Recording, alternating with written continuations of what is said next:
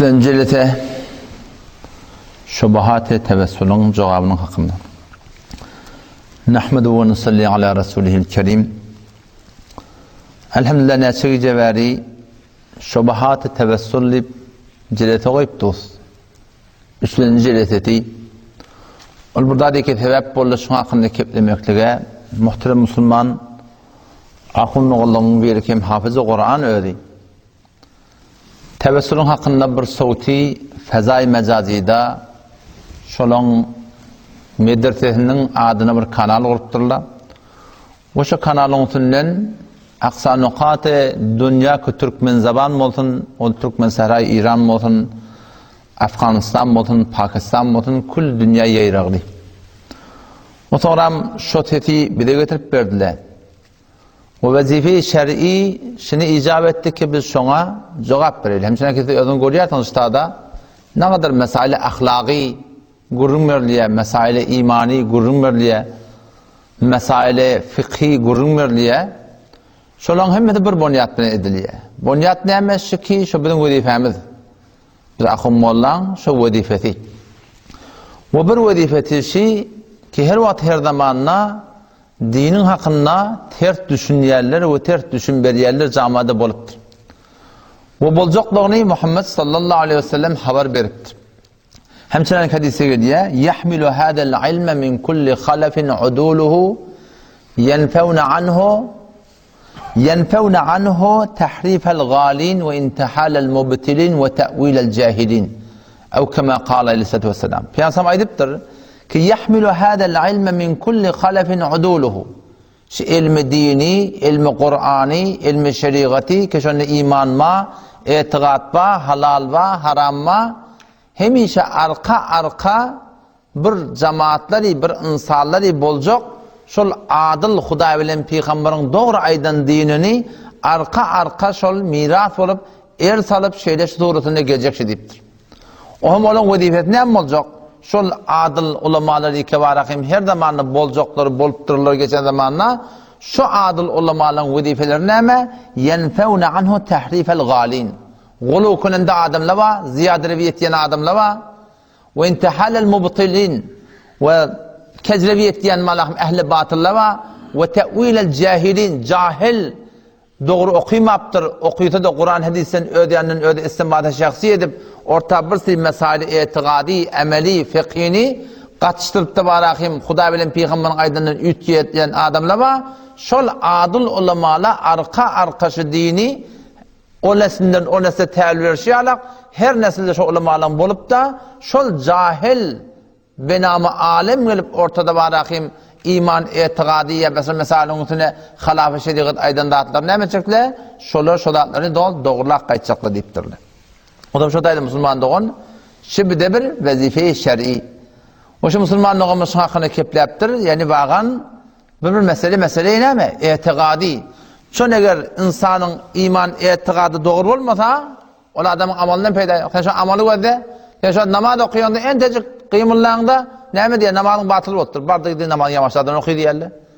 Yani amallı da şeyler, yani etiyen amallımızda eğer haytı bir etiyen amalımız namaz olsun, arada olsun, Kur'an okumak olsun, hacca gitmek olsun, sadaka vermek olsun, zekat vermek olsun. Şu bir şeraiti var. Şu şeraitden haytı bir riayet etmeyende derece akım molla fetva veriyor. Tembihden için doğru de.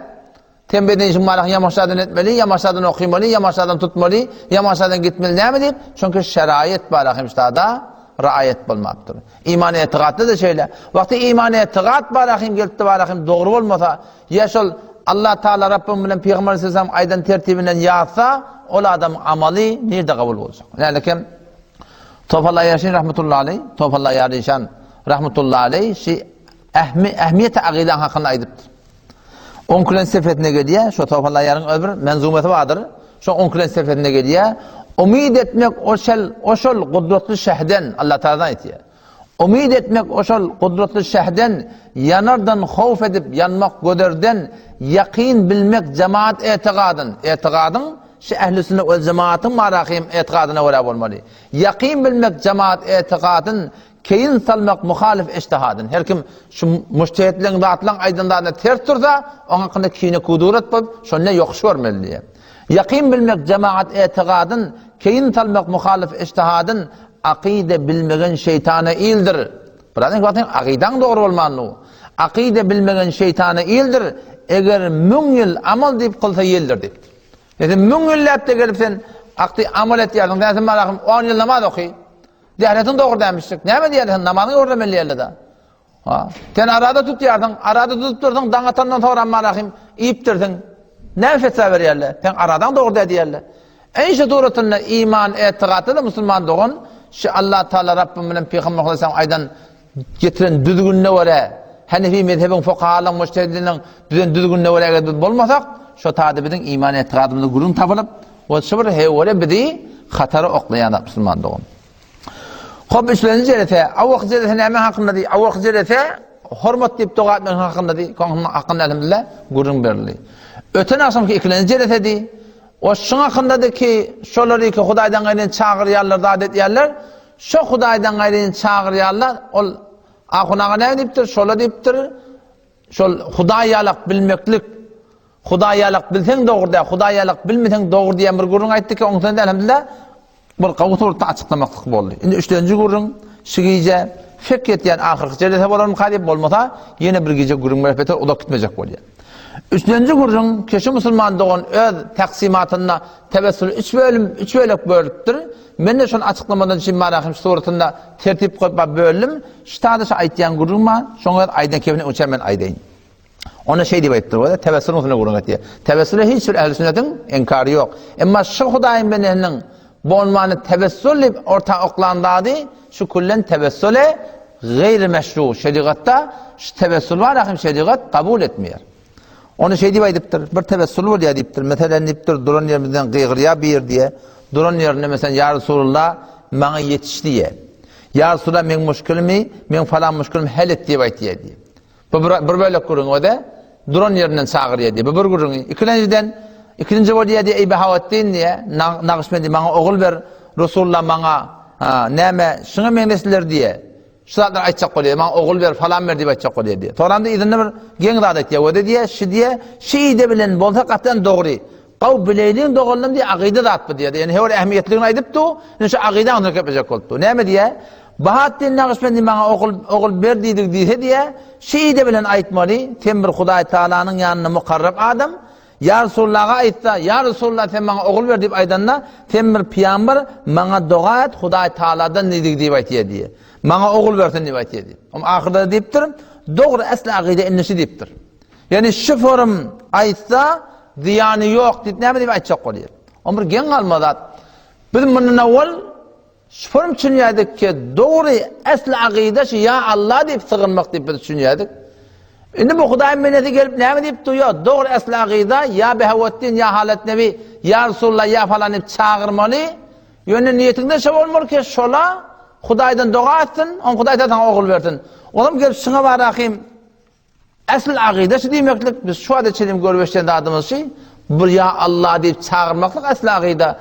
Bärde ara tevessül etýärdiň, tevessülle imanyňa bolýar, amaly saliha bolýar, nihaýeten ewliýalaryň, peýgamberleriň şeýden hormatyny diýip aýtýan, asl agida bir Allah tygynmaklyk, awwal ahyrda Allah tygynmaly. Sen tevessülle Allahdan gary çağırmaly diýen gurun ýok. Adam şu forum gelip de barahim bir şu ide bilen çağırmaly, şu tawjih bilen çağırmaly, beýt çağırmaly, şeýlip çağırmaly. Ama şuna da gelip de bar asl agida şu diýmekdir Müslüman dogan. Şuna da ol kamyr gurunuldaç. Indi ýa gaýdan gurunlaryna bar idi. Ştada wada iki gurun aýtdyr şu benne. Bir, duran yerimizden gygyrýa bir diýe. Yani duran yerinden ya Resulullah ya Behawatdin ya falany diýip çağırýar diýe bir gurun. Yani kabryň ýakyndan ne? Her kim çağırýar, bir Turandan, bir Çin'den, bir Hatandan, bir İrandan, bir Rum'dan, bir Amerikadan, bir Çin'den, her yerden şu ewliýalar çağırmany durýarlar diýe. Dawa edip duran dawaty kabryň ýakyndan ey falany sen maňa doga edewari, sen Hudaýdan dilewari, dawa mümkünede. Her yerden çağırýar diýipdir. Onu kabryň başynda barıp dilemek böyle dogry ki. O jüdägene gurun. Ýöne şu Hudaýym benden şu beren gurunyna etýän etiqady öwredip durandady näme? Şunu aýtjak bolýar ki, duran ýönden her kimden her kimi çağırsaň bir gurun. Ikinji näme diýe? İkinci diye ey Bahattin Nakşibendi bana oğul ver, ya Resulullah bana oğul ver, ya falan bana oğul ver, men dedim şefa ver, bilmem falandan yitip şon tap verdi kıyıranna, menzursu diyetin Hudaydan dua edip ver diye ayttık diye da. Şunu düşündürecek böyle Müslümanda onu. Yani o da tadıca kurun. Ölüleri özü bilen Allah Teala'nın arasında arası tutuptu. Şuna aytacak koyuyor da. Ölüler diye öde aramın Huday Teala'nın öde arasında arası tutacak koyuyor. Ama ne yapalım arası tutacak koyuyor? Lafzı ya falani, ya Behavettin, ya Karahun Kaka, ya Halet Nevi, ya Bertsebbaracan, ya falani. Lafzı şeyler. Sen niye çevir diye aytıyor? Yani mana bizim yüreğimizdeki ne mi diye? Sen Huday'dan dile ver diye ayttık diye aytıyor. Şuna aytacak koyuyor. Oşta sorum olun. On şuna da ne mi? Doğru esli akiden neşi deyiptu. Onun için şu Müslümanlık onu ben soruyan. Siz de den oradan soran şolurdan. Şi aydılyan kep, şu form akida, kimin ya falani, ya falani, ya falani çağırayın. O yüreğimde şu olan köşen Huday'dan dilavatın. Şi ehli sünnet vel cemaatın. Hayti bir akideti kitabına, hayti bir fıkhi kitabına, hayti bir muteber kitapta şu geliptir. Yani bakın şeyler bağvata bir khahişimiz şey. Ki biri rahnama yeterli, bir de Huday'ın edinle. Şu ne ben ikinci böyle kurunda ayttim, bir de dedim, iyet bir de diyenle, günne bir de iyet haşı diyenle, bir daşiyemi de, bir de tuiyet, yağ iyet, yani bağlık iyet, o tamit doğruluğa diyen, bir de iyetse iman edurumda, o doğruluğa doğrulan getirin, bir de diyecek şimdi yanına. Ya tadaklarda 50.000 tümenden, 60.000 tümenden, 70.000 tümenden pul tokup veriyor cibe, bir de tükenler harz edeminde, akağız veremede, yani bir de pul veriyor tükençilere. Bizim uyumda bir de akıl veremez ya daş veremez. Bir de pul veriyor yani. O şu bakın şu pulları almaklık, davet etmeklik, Kur'an kırayın okuyup arada ayda barakayım. Şu pul almaklık doğru olsa bir de hafızı Kur'an vermezler. Bir de hatm okuyor. Bir de şunu doğrulap verin, bir de alacaksın. Milyon pul düşüyor diye. O şu benim etikat eğer doğru olayan olsa, o bir de Huday dikkat etmedi. Yalvarıp sonra anlatacak olayan olsa, ki ya Allah diyeyim ben ya falan çağırayın. O Huday'dan diletin. Anlatacak diyorlar ne mi? Şunu eğer bakın sabit ettiler. Siz de den oradan soran. Şunu Kur'an'dan, hadisten, şeriattan, Hanefi mezhebin fukahalarının düşünüşüne göre nerede getirişi gördün? Bağlasa, şimdi bir de koyuk etmeli. Elhamdülillah o da bir Allah'ın kurun ustadı. Şuna mengdeş zatları Hanefi mezhebin ulemalarından soruluptur. Sorulacağını bilip aydıptırlar. Muşkilatlarını bolacağını bilip anlap aydıptırlar. Ve şu Huday'ın bennetinin şu forum, şu tebessülliyerleri, şu forum bolya deyip aytmaklığı set dersette, set hezar derset şeriatı ters Müslümandı on. Yani set dersette, set hezar derset şeriatı ters. Avul baştan İmam Adam rahmetullahi aleyhin akidesine deyin. İmam Adam rahmetullahi aleyhin akidesine yani bir mezhep başımız da İmam Adam şu bir Huday'a tığınmaklığı hakkında ne fetva veriptir? İmam Adam rahmetullahi aleyhin akidesine mi? Bir Huday'a tığınmaklığı hakkında biz görelim İmam Adam rahmetullahi aleyhin peygamberin ediyanı dünya gelen adam şu hakkında ne mi deyiptir? Bakın ağayet yanaşı yankı vurun. Ya falani çağırmalı. Yani niyetin şu olmak için Huday'dan dua etip veriyor. Acayip burada. Allame Şamî rahmetullahi aleyh Reddul Muhtar'da Babul el-Hadr vel-İbaha faslun fil bey' deyip şunda bir tane fasl var. Faslun fil bey' içinde bir fasl var. Faslun fit tebessülü minallahi subhanahu ve taala. Şu ta'da bir kebaylıktır. İmam Adam rahmetullahi akideti getiriptir şunu. Şu ta'da da var. Ve şu akide İmam Adam akideti Fetavai Hindiye'de cildi 5 5. cildinde 318'den seferde de gelir. El-Muhitul Burhani deyip Hanefi mezhebinin kitabı var. Onda El-Faslur Rabi' fi salati ve tesbih ve kıraatil Kur'an ve zikri ve dua 5. cildinde 360 seferde İmam Adam rahmetullahi akidetini bir Huday'a tığınmakla hakkında getiriptirdi. İmam Adam rahmetullahi ne diye? Şey deyiptir o da la yenbeği li ahadin en yed'u Allah illa bihi. أي بذاته وأسمائه وصفاته والدعاء المأذون فيه المأمور به ما أستفيد من قوله تعالى ولله الأسماء الحسنى فادعوه بها أمام هذا ما أغيدش نعم دي بيتقي لا ينبغي لأحد hiç kime doğru değil hiç kime şahitse değil hiç kime şu form malahim icadeti yok la yenbaghi li ahadin hiç kime doğru değil en yed'u Allah illa bihi ki Allah tığıntın meğer Allah'ın ödü bilen çağırmalı Allah'ın çağıracak otandı. Ne yapalım Allah'ın ödüden çağırmalı? Ey bidatihi ve sifatihi ve esmaihi. Allah'ın çağıracak olan şey odan adları var, zatları var. Ya Rahman, ya Kerim, ya Alim, ya Allah, ya Şekur deyip Allah'ın çağırmalı. Muhammed rahmetullahi ne diye? Şu form Allah Teala'nın çağırmalı diye. Ahunağa ne deyiptir? Ahunağa diye ya Behavettin'i çağırmalı, ya Halet Ed'i çağırmalı, niyetin Huday olmalı evet. Muhammed ne diye? la yed'u Allah illa bihi ey bizatihi ve esmaihi ve sıfatihi. Allah'ın şu sıfatı bilen ya Semi', ya Basir, ya Alim, ya Gafur. Odan atlar var. Ya Rahman, ya Kerim, ya Şakur deyip şu odan atlarını çağırmalı. Ahunağa bedi koyuptur. İşte Kur'an'ın nirehinde, hadisin nirehinde, Hanefi mezhebin nirehinde fetva geliptir. Köşe edip çağırmalı. Ama madem şey deyiptir. İzinden ne mi diye o da? Ve dua'l ma'dunu fi.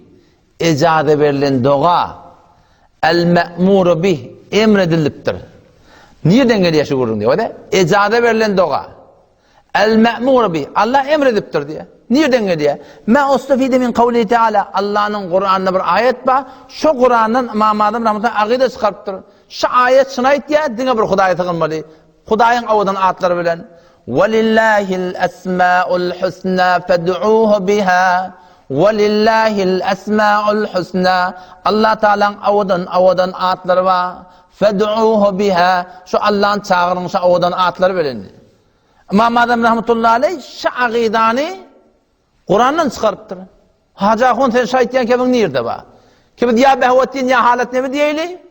Oğum da var on çağırıyla teyde yüreğimde şu olsun ki ha ol Huday'dan dua edip bile teyde bununla kanıktır ki doğru ödünden çağırıp verin mi? Onlar ne emedeceksin olsun? Doğru ödünden dilep verirler var. Ben doğrunun elimden nasuhatim nesir kurunda ettim ben şimdi. Ben de doğrunun elimden soradım. Teyde ağzına kep verdim. Ece sen şey danışmanı çağıranda ha şuna Huday veriye. Şerif çağıryan değil mi? Yok. Aman sen ben bedi baydamak ben. Yok şu Huday şuna veriyor. Huday'ın ben ne takayım o? Form şeyle olmalılar şey. Yok ben Huday adım için yapmayın. Şunu erteği kıyametin çoğan kim vermeli? Bizim mesalımı Türkmen Zera'da biz mesale kavim Beni İsrail oluyor. Beni İsrail'in kavmine Allah Tebarek ve Teala vaktiki Beydül Mukaddes'e girmeli oluyor Allah.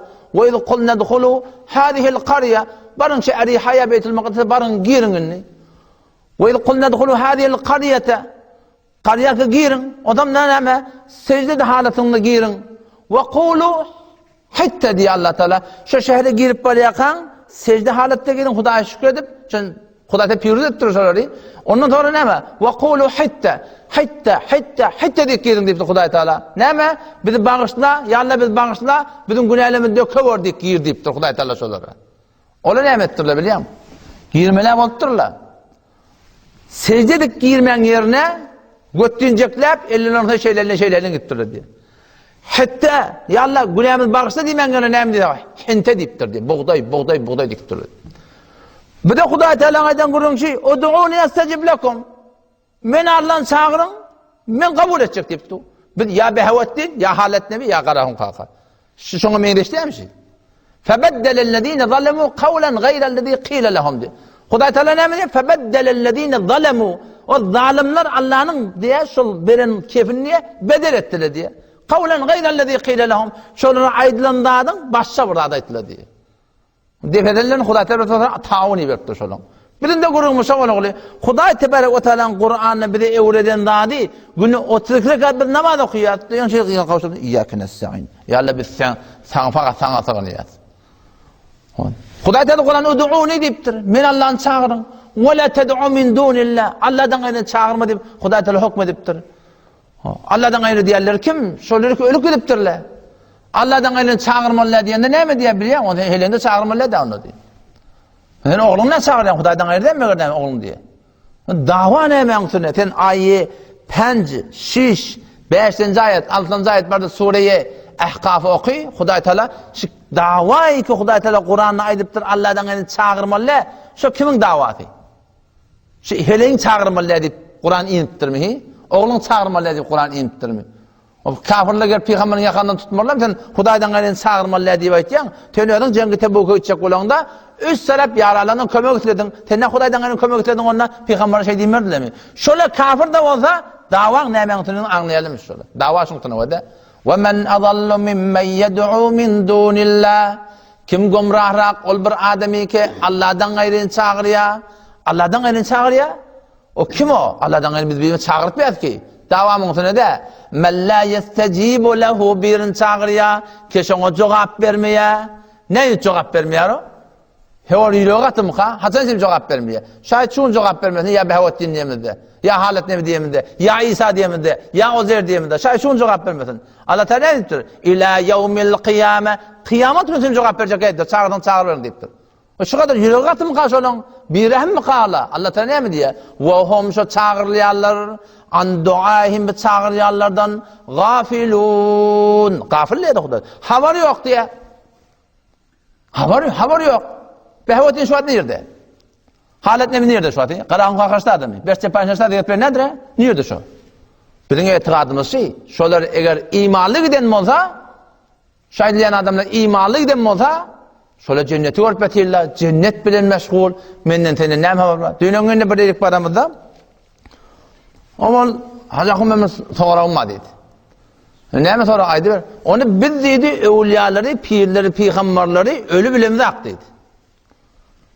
Ola öllüğü diyirlik bir, ola Hudayet, ola diyir ola deydi da. Ben ne dedim, naudzubillah dedim, bir de ölüp batamlak dedim. Ölküdüne adamla diyir dedim. Yani nerede diyiri?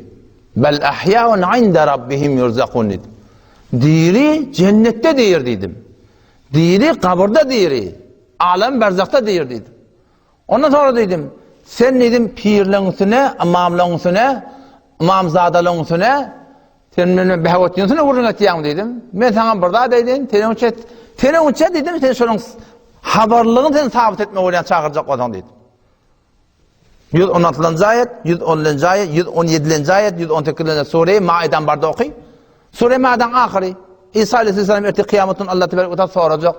Ve iz kâlallahu ya İsa ibn Meryem ente kulte linnâs. Ey İsa Feseri Meryem ayetine ettin mi adamlara? İttehidûni ve ummiye ilâheyni min dûnillâh. Meni ve menin enemi ilah tutulur, mabut tutulurlar deyip sen ettin mi deyip Huday Teala İsa Aleyhisselam soracak diye. İsa Aleyhisselam ne mi diyor? Kâle subhaneke ya Allah sen pak. Ma yekûnu li en ekûle ma leyse li bihak. Ya Allah bana layık değil mi? Nahak da deyin diye. İn kuntu qultuhu faqad alimte ya Rabbi Allah gelmen şeyle burada tebliğ edem olsam sen şun bilirdin. Ta'lemu ma fi nefsi ya Allah temin yüreğimde ne amma vücudumda ne amma sen biliyorsun ve la a'lemu ma fi nefsik ya Allah sen vücudunda ne amma men haberim yok. İnneke ente allamul guyub ya Allah basarul yatında atladın senin haberin ma kultu lehum illa ma emerteni bi ya Allah men aytmadım şöyle İsa'yilere şöyle Nesaralara men aytmadım illa ma emerteni bi meğer oldadı men aytdım şöyle ya Allah sen bana emrettin ve kuntu aleyhim şehide şahane dikkat edin gurun stada ve de ve kuntu aleyhim şehiden ma dumtu fihim ya Allah şayettim bolup verslerine bolup veren yağdellerinden haberim vardı. Ma dumtu fihim madami ki ağrılarına kam haberim vardı.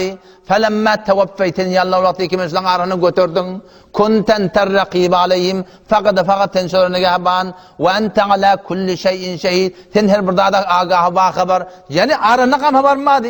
Sonra ben haberim yok diye ettik değil mi şu? Ben dedim İsa Aleyhisselam. Bir pir devi. Ya bir veli devi, bir evliya devi, bir nebi de devi, bir sade peygamber de devi, bir sade resul de devi. Resulun üstüne ulul azm 5 tane peygamberin var. 724 bin kadar peygamber resittir. Şunun 5'ini ulul azm sahiban-ı himmet deyiptir Huday Teala. Şol ulul azm peygamber İsa Aleyhisselam ben haberim yok diye. Behavettin nereden haber olmasam? Onun da dava şiva Hudaydan gelen çağırmalılar. Baba şu ölüp giden adamlar ki haberi yok. Sen habersiz ne mi çağıracak? Onun için habersiz olandan sonra şu sana ne yaparım hayır getirmeli. Ben şu oturan yerine kümmetten beni çağırayım da.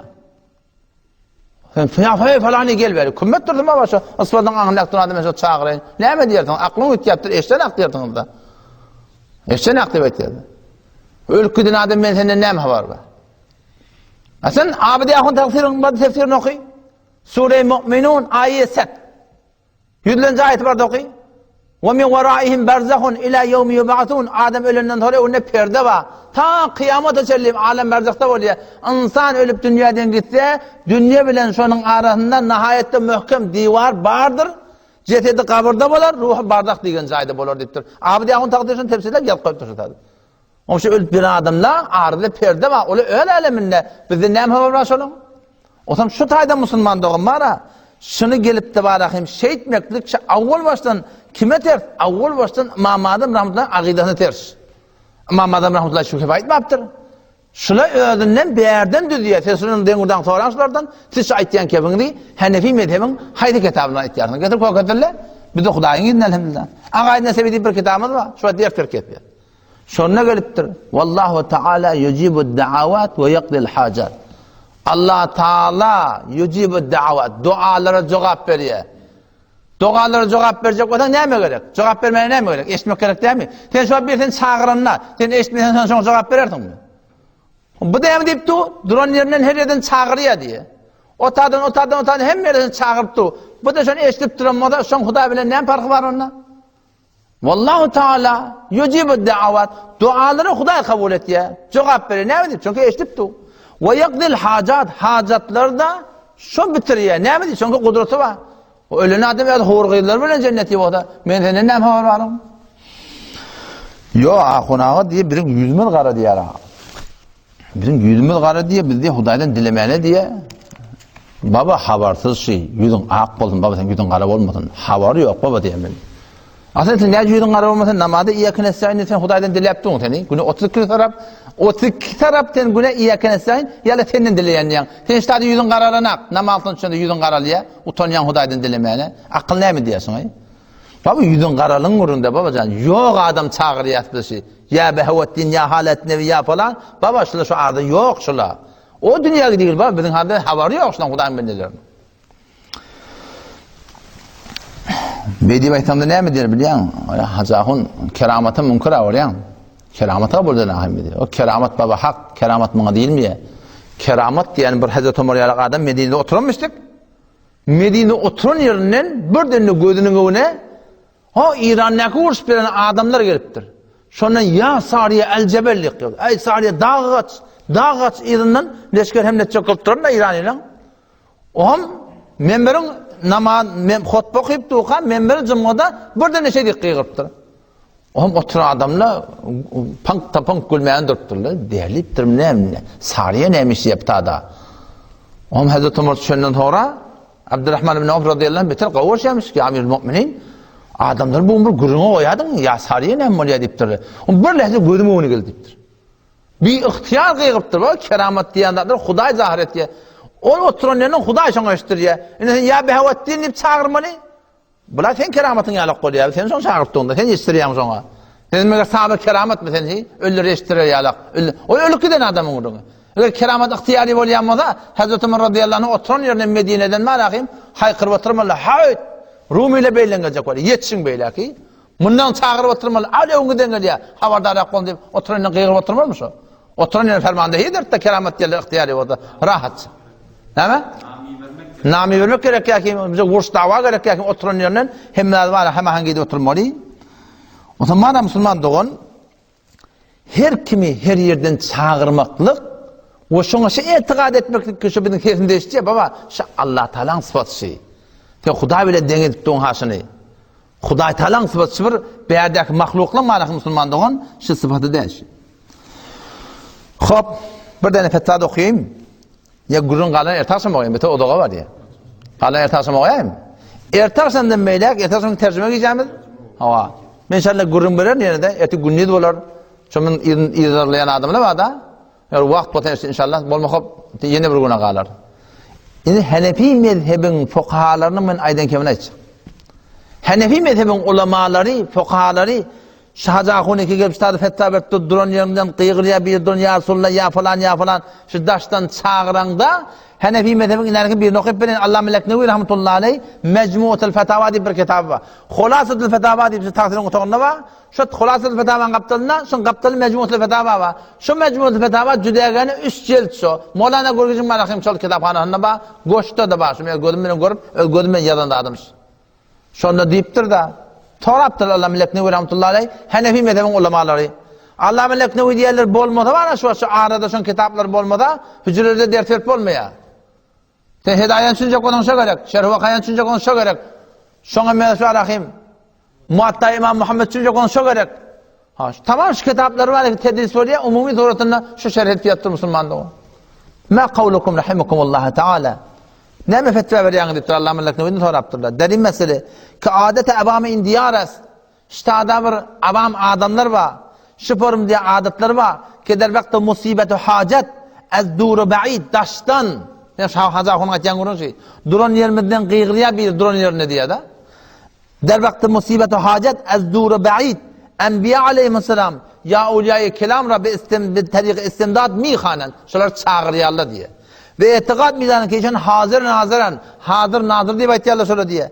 Ve der hem halde her vakit ki merdum inşallah mikanen muttele geçti, der encam makasit dua mikunen. Sen onları yalvarıyordun, onları da Hudaydan yalvarıyarlar deyip. İşte adı ya şazakunun adaytiyen kurmuş. Yani çağıranda tesin geçtip, onları da ne etiyarlar? Huday tarafından dua etiyarlar diye. Şuna hakkında Allah meleknevi ne fetva veriyen, şuna adam ne ceşediptirler. Hada raculun fasidul aqide diye. Bel yukhşa aleyhil kufr. فإن السماء الأولياء من بعيد ليس بثابت.